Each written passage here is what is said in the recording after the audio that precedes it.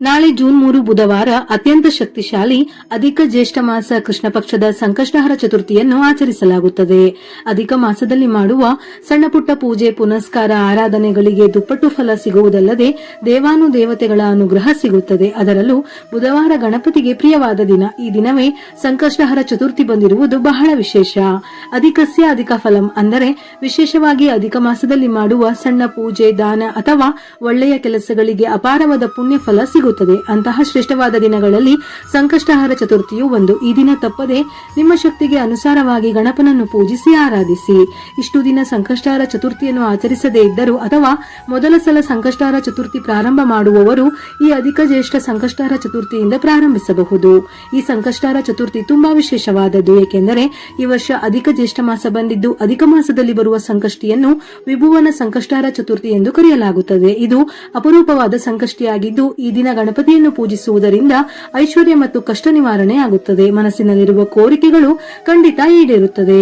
ಚತುರ್ಥಿ ತಿಥಿ ಸಮಯ ಜೂನ್ 3 ಬುಧವಾರ ರಾತ್ರಿ 9:21 ಆರಂಭವಾಗಿ ಜೂನ್ 4 ರಾತ್ರಿ 11:30 ಮುಕ್ತಾಯವಾಗುತ್ತದೆ.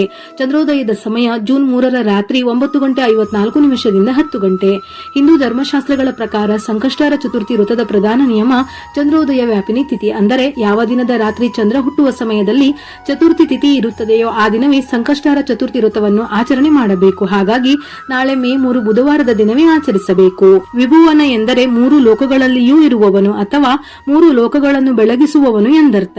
ಈ ದಿನ ಗಣಪತಿಯನ್ನು ಪೂಜಿಸಿದರೆ ನಿಮ್ಮ ಕುಟುಂಬಕ್ಕೆ ರಾಜಯೋಗ ಪ್ರಾಪ್ತಿಯಾಗುತ್ತದೆ. ನಿಮ್ಮ ಜೀವನದ ಎಲ್ಲ ಕಷ್ಟಗಳು ನಿವಾರಣೆಯಾಗುತ್ತದೆ. ಈ ಅಧಿಕ ಮಾಸದಲ್ಲಿ ವಿಭುವನ ಸಂಕಷ್ಟಹರ ಚತುರ್ಥಿಯು ಪ್ರತಿ 2.5 ವರ್ಷಗಳ ನಂತರ ಬರುವುದರಿಂದ ಬಹಳ ಅಪರೂಪ ಹಾಗೂ ಶಕ್ತಿಶಾಲಿಯಾಗಿದ್ದು ಈ ದಿನ ಸಾಧ್ಯವಾದರೆ ಗಣೇಶನಿಗೆ 11, 21 ಅಥವಾ 33 ಮೋದಕ ನೈವೇದ್ಯ ಮಾಡಿದರೆ ಶ್ರೇಷ್ಠ. ಅಧಿಕ ಮಾಸದಲ್ಲಿ 33 ಸಂಖ್ಯೆಗೆ ಮಹತ್ವ ಇರುವುದರಿಂದ ಈ ದಿನ 33 ಎಕ್ಕದ ಹೂವನ್ನು ಗಣಪತಿಗೆ ಅರ್ಪಿಸಿದರೆ ದುಪ್ಪಟ್ಟು ಫಲಗಳು ಲಭಿಸುತ್ತವೆ. ನಮಗೆ ಎಷ್ಟೇ ದೊಡ್ಡ ಕಷ್ಟ ಬಂದರೂ ಸರಿ, ಈ ಸಂಕಷ್ಟಹರ ಚತುರ್ಥಿಯಂದು ವಿಘ್ನಗಳನ್ನು ನಿವಾರಿಸುವ ಗಣಪತಿಯನ್ನು ಪೂಜಿಸಿದರೆ ಸಾಕು. ನಿಮ್ಮ ಕಷ್ಟಗಳೆಲ್ಲ ತಕ್ಷಣವೇ ದೂರವಾಗಿ ನಿಮ್ಮ ಮನೆಗೆ ಒಳ್ಳೆಯ ದಿನಗಳು ಪ್ರಾರಂಭವಾಗುವುದಲ್ಲದೆ ಬಯಸಿದ ಕೋರಿಕೆಗಳೆಲ್ಲವೂ ಕೂಡಲೇ ನೆರವೇರುತ್ತದೆ. ಈ ದಿನ ಪ್ರತಿಯೊಬ್ಬರು ಗಣಪತಿಯನ್ನು ತಪ್ಪದೆ ನಿಮ್ಮ ಅನುಕೂಲಕ್ಕೆ ತಕ್ಕಂತೆಯಾದರೂ ಪೂಜಿಸಿ ಆರಾಧಿಸಿ. ಅಧಿಕ ಜ್ಯೇಷ್ಠ ಮಾಸದಲ್ಲಿ ಬರುವ ಸಂಕಷ್ಟಹರ ಚತುರ್ಥಿಯ ದಿನ ಗಣಪತಿಯನ್ನು ಪೂಜಿಸಿದರೆ ಗಣಪತಿಯ ಆಶೀರ್ವಾದದ ಜೊತೆ ವಿಶೇಷವಾಗಿ ಶಿವ ಪಾರ್ವತಿಯರ ಅನುಗ್ರಹವು ಸಹ ಸುಲಭವಾಗಿ ಲಭಿಸುತ್ತದೆ.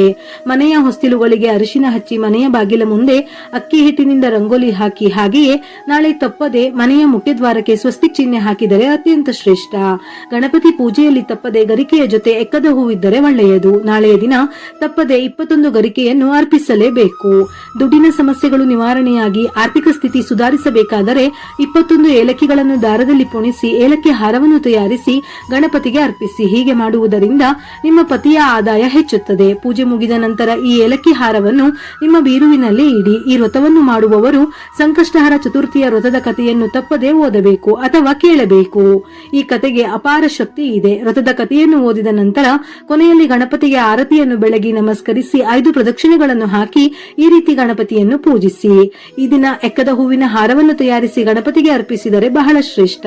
ಇದರ ಜೊತೆಯಲ್ಲಿ ನಾಳೆ ವಿಶೇಷವಾಗಿ ಬೆಲ್ಲದ ದೀಪಾರಾಧನೆ ಮಾಡಿದರೂ ಬಹಳ ಶ್ರೇಷ್ಠ. ಒಂದು ತಟ್ಟೆಗೆ ಅಕ್ಕಿಯನ್ನು ಹಾಕಿ ಅಕ್ಕಿಯ ಮೇಲೆ 2 ಕಡೆ 2 ಎಕ್ಕದ ಎಲೆಗಳನ್ನು ಇಟ್ಟು ಎಕ್ಕದ ಎಲೆಯ ಮೇಲೆ ಅರಿಶಿನದಿಂದ ಸ್ವಸ್ತಿಕ್ ಚಿಹ್ನೆಯನ್ನು ಬರೆದು ಎಕ್ಕದ ಎಲೆಗಳ ಮೇಲೆ 2 ಬೆಲ್ಲದ ಅಚ್ಚನ್ನು ಇಟ್ಟು ಅದಕ್ಕೂ ಅರಿಶಿನ ಕುಂಕುಮವನ್ನು ಹಚ್ಚಿ ತುಪ್ಪವನ್ನು ಹಾಕಿ 2 ಹೂಬತ್ತಿಯನ್ನು 1 ಬತ್ತಿಯನ್ನಾಗಿ ತಯಾರಿಸಿ ದೀಪವನ್ನು ಹಚ್ಚಬೇಕು. ನಂತರ ಅಕ್ಕಿ ಮತ್ತು ಬೆಲ್ಲವನ್ನು ಗೋವಿಗೆ ತಿನ್ನಿಸಬಹುದು ಅಥವಾ ಇದರಿಂದ ಸಿಹಿಯನ್ನು ತಯಾರಿಸಬಹುದು. ಈ ದೀಪಾರಾಧನೆಯಿಂದ ಇಷ್ಟಾರ್ಥ ಸಿದ್ಧಿಯಾಗುತ್ತದೆ. ಗಣೇಶನ ಸಂಪೂರ್ಣ ಅನುಗ್ರಹ ಲಭಿಸುತ್ತದೆ. ಒಂದು ವೇಳೆ ಎಕ್ಕದ ಎಲೆ ಸಿಗದೇ ಇದ್ದವರು ವೀಳ್ಯದೆಲೆಯ ಮೇಲೂ ದೀಪಾರಾಧನೆ ಮಾಡಬಹುದು. ಗಣೇಶನಿಗೆ ತುಪ್ಪ ಬೆಲ್ಲವನ್ನು ನೈವೇದ್ಯ ಮಾಡಿ ನಂತರ ಅದನ್ನು ಹಸುವಿಗೆ ಗೋಗ್ರಾಸದ ರೀತಿಯಲ್ಲಿ ತಿನ್ನಿಸಬೇಕು. ಇದರಿಂದ ಮನೆಯಲ್ಲಿ ಆರ್ಥಿಕ ಸಮೃದ್ಧಿ ನೆಲೆಸುತ್ತದೆ. ನೆನೆಸಿದ 21 ಕಡಲೆಕಾಳಿನ ಹಾರವನ್ನು ತಯಾರಿಸಿ ಗಣೇಶನಿಗೆ ಅರ್ಪಿಸಿದರೂ ನಿಮ್ಮ ಇಷ್ಟಾರ್ಥ ನೆರವೇರುವುದಲ್ಲದೆ ಉತ್ತಮ ಫಲಗಳನ್ನು ಪಡೆಯಬಹುದು. ಓಂ ಗಂ ಗಣಪತಿಯೇ ನಮಃ ಈ ಮಂತ್ರವನ್ನು 21 ಬಾರಿಯಾದರೂ ತಪ್ಪದೇ ಜಪಿಸಿ. ಇನ್ನು ದೀರ್ಘಕಾಲದ ಅನಾರೋಗ್ಯ ಸಮಸ್ಯೆಗಳಿಂದ ಬಳಲುತ್ತಿರುವವರು ಈ ಸಂಕಷ್ಟಹರ ಚತುರ್ಥಿ ದಿನದಂದು ರಾತ್ರಿ ಸಮಯದಲ್ಲಿ ಚಂದ್ರನನ್ನು ನೋಡುತ್ತಾ ಚಂದ್ರನಿಗೆ ಹಾಲಿನಿಂದ ಅರ್ಘ್ಯವನ್ನು ಸಮರ್ಪಿಸಿ ಅನಾರೋಗ್ಯ ಸಮಸ್ಯೆಗಳೆಲ್ಲ ದೂರವಾಗಿ ಉತ್ತಮ ಆರೋಗ್ಯ ಲಭಿಸುತ್ತದೆ. ವೀಳ್ಯದೆಲೆಯಲ್ಲಿ ಹಣವನ್ನು ಆಕರ್ಷಿಸುವ ಶಕ್ತಿ ಇದೆ. ಹಾಗಾಗಿ ನಾಳೆಯ ದಿನ ಗಣೇಶನಿಗೆ ವೀಳ್ಯದೆಲೆಯನ್ನು ಅರ್ಪಿಸುವುದರಿಂದ ಸಂಪತ್ತು ವೃದ್ಧಿಯಾಗುತ್ತದೆ. ನಿಮ್ಮ ಕುಟುಂಬದಲ್ಲಿರುವ ಎಲ್ಲಾ ಸಮಸ್ಯೆಗಳು ದೂರವಾಗಿ ನಿಮ್ಮ ಕುಟುಂಬಕ್ಕೆ ಸುಖ, ಸಂತೋಷ, ಸಂಪತ್ತು ಬರಲು ಮನೆಯಲ್ಲಿರುವ ಅಷ್ಟ ದಾರಿದ್ರ್ಯಗಳು ಸಮಸ್ಯೆಗಳು ದೂರವಾಗಿ ಹಣವು ವೃದ್ಧಿಯಾಗಿ ನಿಮ್ಮ ಮನೆಗೆ ಬರಬೇಕೆಂದರೆ ಈ ಸಂಕಷ್ಟಹರ ಚತುರ್ಥಿ ದಿನದಂದು ಒಂದು ನಿಂಬೆ ಹಣ್ಣನ್ನು ಕೆಂಪು ಬಟ್ಟೆಯಲ್ಲಿ ಕಟ್ಟಿ ನಿಮ್ಮ ಮನೆಯ ಮುಖ್ಯ ಬಾಗಿಲಿಗೆ ಕಟ್ಟಿ. ಗಣಪತಿಯ ಅನುಗ್ರಹದಿಂದ ನಿಮ್ಮ ಮನೆಗೆ ಸಮೃದ್ಧಿ ಲಭಿಸುತ್ತದೆ. ಕೆಂಪು ಬಣ್ಣದ ಹೂವುಗಳಿಂದ ಗಣಪತಿಯನ್ನು ಪೂಜಿಸಿದರೆ ನಿಮ್ಮ ಪೂಜೆಗೆ ದುಪ್ಪಟ್ಟು ಪುಣ್ಯ ಸಿಗುತ್ತದೆ. ಅದರಲ್ಲೂ ಗಣಪತಿ ಪೂಜೆಯಲ್ಲಿ ದಾಸವಾಳ ಹೂವಿದ್ದರೆ ತುಂಬಾ ಶ್ರೇಷ್ಠ. ನಿಮ್ಮ ಇಷ್ಟಾರ್ಥಗಳು ಈಡೇರಲು ಕೇವಲ ದಾಸವಾಳ ಹೂವುಗಳಿಂದ ಗಣೇಶನನ್ನು ಪೂಜಿಸಿದರೂ ಅದ್ಭುತ ಫಲ ಸಿಗುತ್ತದೆ. ಗರಿಕೆ ಎಂದರೆ ಗಣಪತಿಗೆ ಬಹಳ ಪ್ರಿಯವಾದದ್ದು. ಹಾಗಾಗಿ ಈ ಸಂಕಷ್ಟಹರ ಚತುರ್ಥಿ ದಿನದಂದು ಗರಿಕೆಯಿಂದ ಗಣಪತಿಯನ್ನು ಪೂಜಿಸಿದರೆ ಕೋಟಿ ಜನ್ಮಗಳ ಪುಣ್ಯ ಫಲ ಲಭಿಸುತ್ತದೆ. ಪೂಜೆಯ ಸಮಯದಲ್ಲಿ ಸಂಕಷ್ಟಹರ ಸ್ತೋತ್ರ, ವಕ್ರತುಂಡ ಮಹಾಕಾಯ, ಗಣೇಶನಿಗೆ ಸಂಬಂಧಪಟ್ಟ ಗಣೇಶ ಅಷ್ಟೋತ್ತರ, ಗಣಪತಿ ಉಪನಿಷತ್, ವೇದ ಮಂತ್ರಗಳನ್ನು ಪಠಿಸಬಹುದು. ಮನೆಯಲ್ಲಿ ಗಣಪತಿಯ ವಿಗ್ರಹವಿದ್ದರೆ ನಾಳೆಯ ದಿನ ಹಾಲಿನಿಂದ ಅಭಿಷೇಕ ಮಾಡಿ ಗಣಪತಿಗೆ ದೂರ್ವೆಯನ್ನು ಅರ್ಪಿಸಿ ತುಪ್ಪದ ದೀಪವನ್ನು ಬೆಳಗಿದರೆ ಸಾಲದ ಸಮಸ್ಯೆಗಳು ಕ್ರಮೇಣವಾಗಿ ನಿವಾರಣೆಯಾಗುತ್ತದೆ.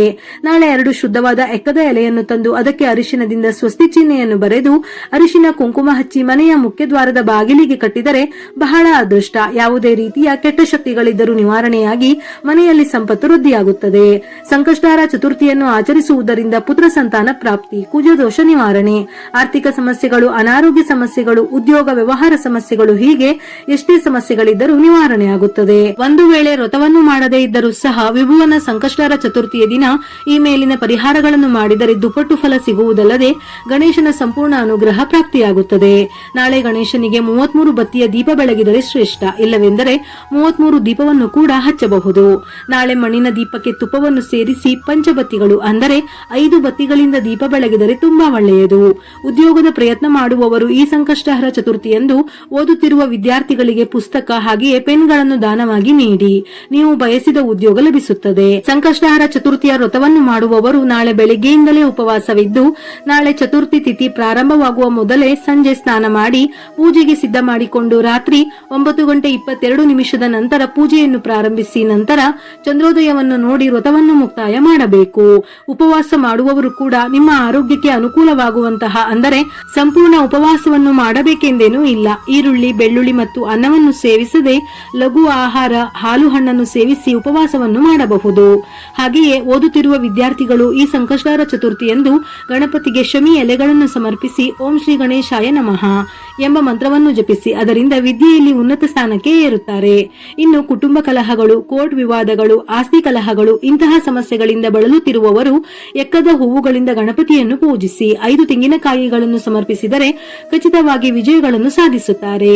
ಈ ರೀತಿ ಈ ಸಂಕಷ್ಟಹರ ಚತುರ್ಥಿಯಂದು ಯಾರು ಗಣಪತಿಯನ್ನು ಪೂಜಿಸುತ್ತಾರೋ ಅಂತಹ ಮನೆಗಳಲ್ಲಿ ಧನ ಧಾನ್ಯಗಳಿಗೆ ಕೊರತೆ ಇರುವುದಿಲ್ಲ. ನಿಮ್ಮ ಮನೆಯೆಲ್ಲ ಸುಖ ಸಂತೋಷಗಳಿಂದ ತುಂಬಿರುತ್ತದೆ. ವಿಡಿಯೋ ಇಷ್ಟ ಆಗಿದ್ದಲ್ಲಿ ಮರೆಯದೆ ಲೈಕ್ ಕೊಟ್ಟು ನಿಮ್ಮವರಿಗೆ ಶೇರ್ ಮಾಡಿ. ಇದೇ ರೀತಿಯ ಮನಮುಟ್ಟುವ ಉಪಯುಕ್ತ ಮಾಹಿತಿಗಳಿಗಾಗಿ ಮತ್ತೆ ಭೇಟಿಯಾಗೋಣ.